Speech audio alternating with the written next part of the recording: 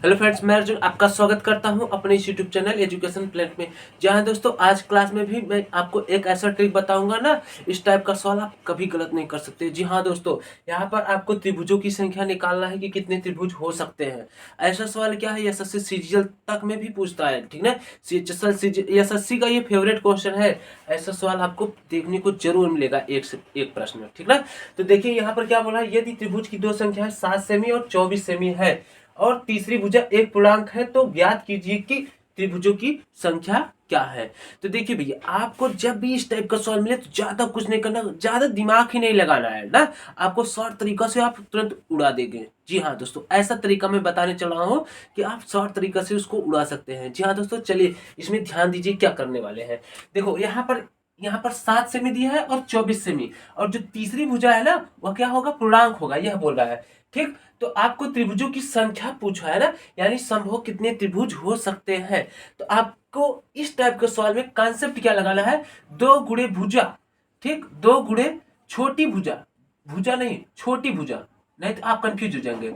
दो गुणे छोटी भुजा माइनस एक, बस दो गुणे छोटी भुजा माइनस एक, यही कॉन्सेप्ट लगा तो आपका कभी भी सवाल गलत नहीं होगा इस टाइप का। जी हाँ दोस्तों, अभी इसके बाद एक और सवाल में प्रैक्टिस आपको करा रहा हूं। तो देखो, दो गुणे, इन दोनों में छोटी क्या है 7 माइनस एक। अब कितने लोग क्या करते हैं, पहले घटा के तब गुणा कर देते हैं, उत्तर गलत आ जाएगा। नहीं, बॉड मास का रूल लगाना है। बॉड मास का रूल क्या है, पहले गुणा करना है तब घटाना है। आप ऐसा नहीं कर सकते 7 में से एक घटा दो, 6 6 दूना 12 ऑप्शन में है, लेकिन गलत होगा। ठीक ना, आपको क्या करना है, 2 सते 14 माइनस एक, कितना आ जाएगा आपका 13, जो कि ऑप्शन नंबर सी में गिवन है। ठीक ना, आपको यहाँ पर जो भी करना है आपको कॉन्सेप्ट वाइज करना है, और फिर उसके बाद आप यहाँ पर जो सॉल्व करेंगे, सरलीकरण वाली जब पारी आएगी तो आप क्या है, बॉड मास के रूल से ही करना, नहीं तो गलत हो जाएगा। ठीक ना, और जो गलत वाला आपके दिमाग में सोचे रहोगे ना, वह भी ऑप्शन में दिया रहेगा, वही मार के आओगे और एग्जाम में आपको लगे कि यह प्रश्न सही है, लेकिन वह गलत हो जाएगा। ठीक, तो 7 दूनी 14 माइनस एक कितना आ जाए 13, जो कि ऑप्शन नंबर सी में गिवन है। चलिए चलते हैं अगले प्रश्न की तरफ। देखिए अगला प्रश्न क्या बोल रहा है, यदि त्रिभुजों की दो भुजाएं 876 सेमी और 678 सेमी है और तीसरी भुजा एक पूर्णांक है, तो ज्ञात कीजिए कि त्रिभुजों की संख्या संभव है। अब देखो यहाँ पर संख्या बड़ी बड़ी दे दिया है, ठीक ना, तो इससे आपको घबराने की जरूरत नहीं। कॉन्सेप्ट वही लगने वाला है, क्या कॉन्सेप्ट यह लगने वाला है, दो गुणे भुजा।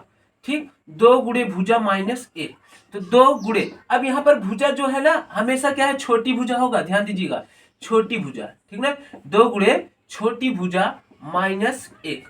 अब छोटी भुजा, अब देखो एक तो क्या है 876 है, एक और एक तो कितना है 678। बताओ कौन छोटा है, 876 कि 678?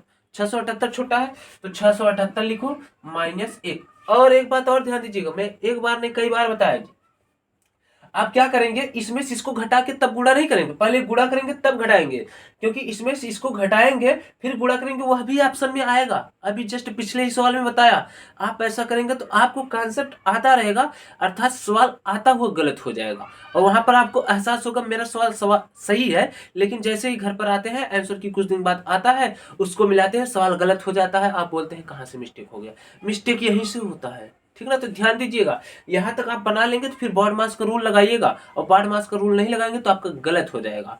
ठीक, तो पहले इसका गुणा करेंगे तो 2 8 16 हासिल 1, 2 7 14 1 15 हासिल 1, 2 6 12 13, 1356 माइनस 1, तो कितना हो जाएगा, 56 से 1 घटाओगे तो कितना हो जाएगा 1355। ठीक, तो 1355 आपका ऑप्शन नंबर बी में है।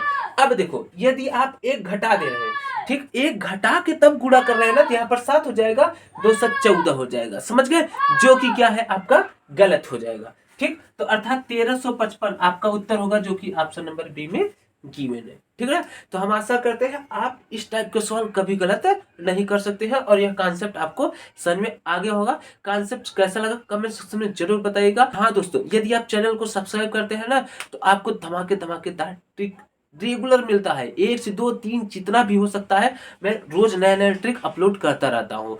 तो जी हाँ दोस्तों, आज क्लास कैसा लगा कमेंट सेक्शन में जरूर बताइएगा। मिलते हैं अगले क्लास में, तब तक के लिए जय हिंद।